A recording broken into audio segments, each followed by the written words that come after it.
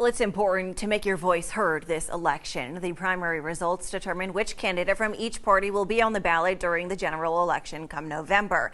Our election reporter Nicole Camarda is at the Ada County election headquarters tonight with more information about how you still have time to fill out a ballot.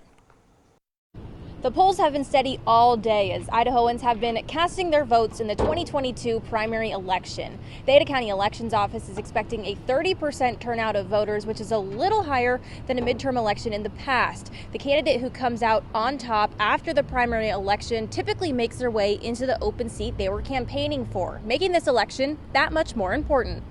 I think particularly in a state like Idaho that is smaller, that tends to be dominated by one party, the primary is really where a lot of the big decisions are made as far as who are going to be the leaders we want to see. By the way, we have these local races as well that are also having primaries today. So that's even smaller. A lot of these races really are often decided by only a dozen votes or so.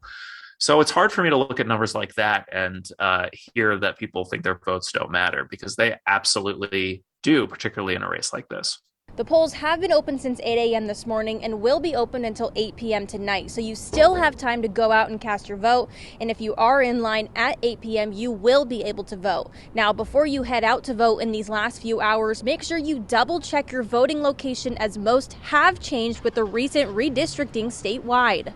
If you have an absentee ballot, make sure to drop it off in one of the blue absentee drop-off boxes around the valley so that your vote gets counted. At the Ada County Elections Office, Nicole Camarda, Idaho News 6.